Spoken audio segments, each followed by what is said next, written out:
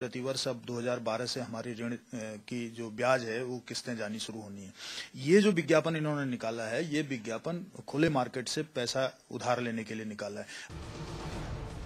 जी जी ठीक है, आप कोसते रहिए हुजूर, विपक्ष में है, कोसना आपका काम है, लेकिन आपके कोसने की परवाह है किसे? इसे विडंबना नहीं तो और क्या कहेंगे। पहले मंत्रियों के लिए लग्जरी गाड़ी की व्यवस्था की और अब हेलीकॉप्टर लेने जा रही है सरकार। बड़ा सवाल यह है, जब प्रदेश की आर्थिक हालत खराब है तो फिर मंत्रियों को ये ऐशो आराम कराने की क्या जरूरत है? क्या जनता के ऊपर करों को बोझ डालकर सरकार मंत्रियों को ऐशो आराम कराना चाहती है? कैमरामैन पवन के साथ में पंकज पवार, देहरादून, समाचार प्लस। सवाल बहुत महत्वपूर्ण है दिनेश धने साहब, अगर आप कुछ रोशनी डाल पाएं कि हेलीकॉप्टर ज्यादा जरूरी है कि बिजली, पानी, सड़क, शिक्षा, स्वास्थ्य, रोजगार ज्यादा जरूरी है प्रदेश के लिए? तो नहीं, जो आपने कहा ये बात सही है, लेकिन जहां बिजली, पानी, सड़क की आवश्यकताएं हमको है, वहां क्योंकि पर्वतीय राज्य है, भौगोलिक परिस्थिति है, वहां पर अगर इस तरह का सरकार ने निर्णय लिया है तो कहीं ना कहीं इसमें जो हमारी भौगोलिक परिस्थिति है इसमें भी ये सहायक सिद्ध होगी। अच्छा ये बताइए धनाई साहब, ये जो भौगोलिक परिस्थितियां हैं, ये बहुगुणा जी के मुख्यमंत्री बनने के बाद अचानक से बदल गई क्या? ये तो 12 वर्ष, उत्तराखंड को बने 12 वर्ष हो गए ना, तो 12 वर्ष पहले भी यही भौगोलिक स्थितियां रही थी। 12 वर्षों में 7 मुख्यमंत्री भी इस प्रदेश में देखे, मुख्यमंत्री बहुगुणा जी जो 7वें है ना, इसके पहले के सभी मुख्यमंत्रियों की भौगोलिक परिस्थितियां अगर नजर नहीं आई तो फिर ये तो उनकी अक्षमता थी, और बहुगुणा जी का ये तेज है, प्रताप है कि इनको दिख गया कि भौगोलिक परिस्थितियां सब जटिल हैं, इसलिए हेलीकॉप्टर चाहिए, इसलिए इनोवा चाहिए, इसलिए बड़ी बड़ी गाड़ियां चाहिए। मतलब ये हुआ? नहीं, किसी पे मैं ये आक्षेप नहीं करना चाहूंगा कि किसी की नजर नहीं पड़ी, लेकिन अगर कभी आज आवश्यकता महसूस हुई है तो मैं समझता हूँ इसमें कोई बुराई नहीं है। और किसी न किसी को तो कोई ना कोई कार्य करने होते, किसी को किसी बात का अंदाजा तो होता है कि हमको कौन सा कार्य करना है। तो इनको लगा कि पर्वतीय क्षेत्रों में इनको ज्यादा महसूस हुआ। प्रकाश पंत जी, और उड़न खटोला पर मन डोला, एक फिल्म आई थी मटरू की, बिजली का मन डोला। मैं कहता हूं उत्तराखंड की सरकार का उड़न खटोले पर मन डोला, इसको आगे आप कैसे इलॉबरेट करेंगे? उड़न खटोले पर मन तो डोल गया, लेकिन जो जनता का मन है उसका क्या होगा? क्योंकि अब 2014 में जनता इन सब बातों का जवाब देने को तैयार बैठी है। सवाल अतुल जी बहुत बड़ा और गंभीर प्रश्न आपने उठाया। मैं आपको पहली बात तो बधाई देना चाहता हूं कि आपने राज्य के वित्तीय स्थिति पर जो श्वेत पत्र एक तरह से सरकार को रखना चाहिए वो आपके इस चैनल के माध्यम से मिल रहा है। मैं स्पष्ट करना चाहूंगा क्योंकि मैं इस राज्य का नियोजन मंत्री की हैसियत से सेवा करने का मुझे अवसर मिला था, और आज जो वर्तमान में राज्य की स्थिति है और उस स्थिति एकदम गंभीर इस बात से प्रमाणित होती है कि अभी 1 फरवरी के रोज वित्त विभाग ने एक शासनादेश जारी किया और उसने सूचना विभाग को उस पत्र के माध्यम से शासन के आदेश से अवगत कराया कि इस राज्य के आर्थिक स्थिति खराब है और इसको देखते हुए यहाँ के कृषि, पेयजल, यहाँ के सड़क, पानी, बिजली की समस्याओं के निराकरण के लिए हमको मार्केट से कर्जा चाहिए। और मार्केट से कर्ज की सीमा जो विधानसभा ने निर्धारित की है वो 118 करोड़ की है। अर्थात ये 118 करोड़ रुपया राज्य के विकास के नाम पर कर्ज लेना चाहते हैं। ये बात तो समझ में आती है, लेकिन जो गंभीर प्रश्न जिस बात को मैं कह रहा हूं ये एक वित्तीय अनियमितता की ओर भी इशारा कर रहा है कि 1 फरवरी के रोज शासनादेश होता है, 5 फरवरी को वो सूचना विभाग में पहुंचता है कि इसको प्रकाशित किया जाए, और उस 5 फरवरी को सूचना विभाग में पहुंचने वाले उस शासनादेश में उल्लेख होता है कि 6 फरवरी तक आवेदन आमंत्रित किए जाते हैं, और वो जो अखबार में प्रकाशित होता है वो 7 फरवरी के रोज में होता है। ये इसकी कॉपी जो आपके चैनल में दिखाई जा रही है ये वो प्रति है।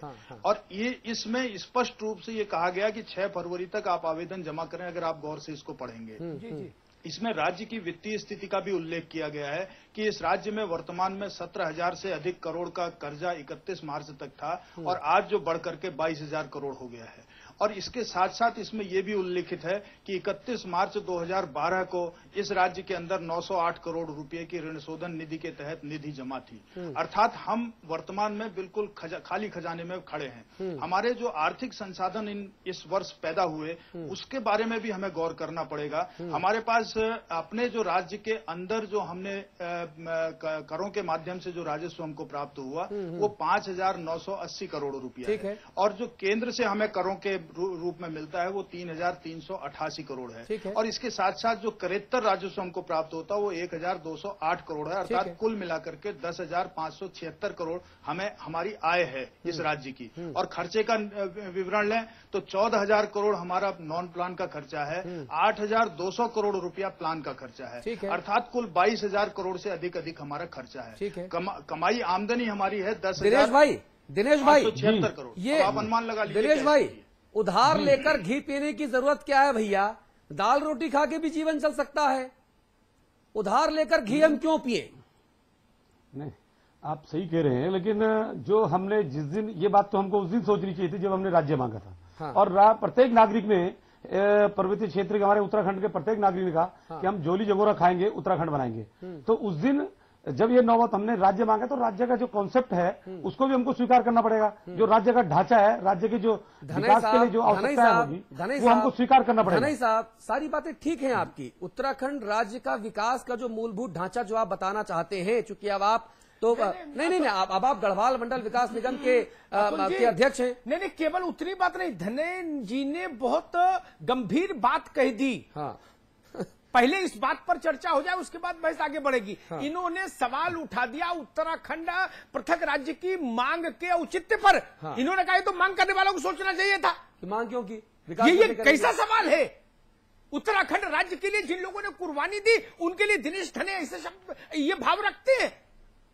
अरे आपकी एक क्षमता थी, सरकारों की एक क्षमता थी, एक विकास का दृष्टि नहीं दे पाए और आप उन आंदोलनकारियों पर सवाल उठा रहे हैं कि उन्होंने मांग करने से पहले सोचते कि नहीं तो झेलना पड़ेगा।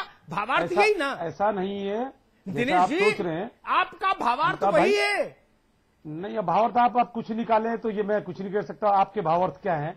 हमने कहा था, हमने जो राज्य मांगा था कि जोली जगोरा खाएंगे, उत्तराखंड बनाएंगे। तो ये पूरे जनमानस ने हमने अब उधार लेके घी क्यों पी रहे हैं? लग्जरी गाड़ियों में घूमना है, हेलीकॉप्टर में उड़ना है। हेलीकॉप्टर में उड़ने से विकास होता ना तो इस देश का हर नेता हेलीकॉप्टर में उड़ रहा होता और सबसे ज्यादा राहुल गांधी हेलीकॉप्टर में उड़ रहे होते और पूरे देश में रामराज को नीचे उतार लाते।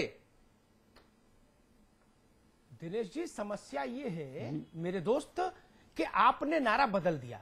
आप कह रहे हो हम तो मलाई खाएंगे, बाकी तुम सब जोली जंगोला खाओ। हाँ। यहां पर मेरी आपत्ति है, आप भी सूखी रोटी खाइए, क्या दिक्कत है? हाँ। एक बात कहूं दिनेश धने जी, सुनिए दिनेश जी, प्रकाश पंत जी, चार खबरें आई उत्तराखंड, सुनिए, 4 खबरें आई उत्तराखंड से। सिलेंडर पर से बेट हटा दिया, महंगा हो गया सिलेंडर। सार्वजनिक परिवहन जो बस है उसका किराया बढ़ा दिया आपने। केंद्र ने आपको अतिरिक्त लोन देने से मना कर दिया, जबकि आपकी ही पार्टी की सरकार है कि आपका वित्तीय प्रबंधन ठीक नहीं। और जनता से आपने झोली फैलाई कि देदाता के नाम, और इसी के बीच में 5वीं खबर आ गई कि जी हेलीकॉप्टर खरीदेंगे। ये कैसे हजम करूं? ये आपकी संवेदनहीनता का प्रमाण है भाई। एक बात तो मेरी भी सुन लीजिए, मैं सीधे सीधे सरकार में नहीं हूं, वरना मैं किसी पार्टी का मैं पदाधिकारी हूं। नहीं, इसलिए तो मैं आपसे पूछ रहा हूं। आज आपको बुलाने का मतलब यही था धनई साहब कि आप बीजेपी और कांग्रेस दोनों को पानी पी पी कर कोसने के बाद आप विधायक बने। उसके बाद आप सरकार बनने तक आप कांग्रेस को कोसते रहे, लेकिन जैसे ही आपको लाल बत्ती मिली, आप जीएमवीएन के अध्यक्ष बने। उसके बाद तो भैया वाह, ऐसा स्नेह उमड़ा कि अच्छे मोहब्बत करने वाले इश्कजादों की जो है वो आंखें शर्म से झुक जाएं कि अगर इश्क करना और प्रेम करना है तो हमको धनई साहब से सीखना है।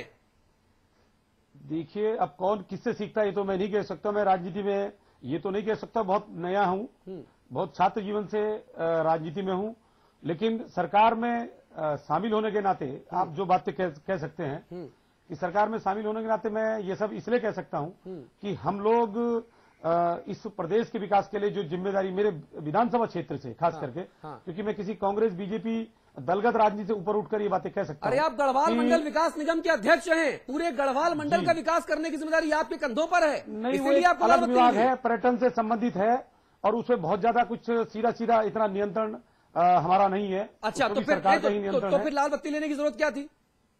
अगर कुछ नहीं कर सकते आप, अगर कुछ नहीं करना आपकी प्रोफाइल में शामिल है, तो फिर हेलीकॉप्टर पे एक्स्ट्रा पैसा क्यों फूक रहे हैं? देखिए, तो सरकार का निर्णय, मैंने कहा मैं सरकार का उसमें आपको विरोध करना चाहिए उसका। अगर आप सहमत नहीं हो तो आप इस निर्णय से सहमत है कि नहीं है? नहीं, देखिए, जिस मंच पे अगर जहां विरोध की बात आएगी, लेकिन ये मैंने कहा ना कि हमारा जो भौगोलिक परिस्थिति है भाई कि हम लोगों को समाचार प्लस के मंच पर समर्थन करेंगे, अपनी विधानसभा क्षेत्र में चौराहे पर खड़े होकर विरोध करेंगे, ये कैसी नीति है भाई? नहीं, या तो चौराहे पे विरोध करने का सवाल नहीं है। फिर जहां पर आप या तो मुद्दे से सहमत हैं या असहमत हैं। मैं जो अपने क्षेत्र के विकास के लिए आया हूं, हाँ। मुझे अपना क्षेत्र का विकास। अच्छा, आपके क्षेत्र में कितने हेलीकॉप्टर आए? कोई किसी आपके क्षेत्र में कितने हेलीकॉप्टर आए? कितनी खराब, किसी दूसरे दल की सरकार अच्छी है, मैं नहीं कह सकता। अरे भाई साहब, अच्छे तो आप है, सबसे अच्छे तो आप है। यही तो मैं आपसे बोल रहा हूँ कि आपको लग रहा है। नहीं, लग नहीं रहा। आप मेरे भाई है, मित्र, हमारी आपसे व्यक्तिगत मुलाकात है। थोड़ा मेकअप वेकअप किया हुआ, इसलिए हो सकता है आप मेरा चेहरा ना पहचान पा रहे हो अभी। नहीं, हाँ, ऐसा नहीं। हाँ, मैं आपसे ये पूछ रहा हूँ कि आपके क्षेत्र में कितनी कारें मिली, कितने हेलीकॉप्टर मिले और उनसे आपके क्षेत्र का कितना विकास होगा? चलिए अपने क्षेत्र की जनता से, नहीं, अपने क्षेत्र की जनता से विकास के वायदे कीजिए। चलिए अपने क्षेत्र की जनता से विकास के वायदे कीजिए। जनता आपको देख रही है अभी इस वक्त जी। आप बोलिए, आपके क्षेत्र की जनता का हेलीकॉप्टर से क्या विकास होगा?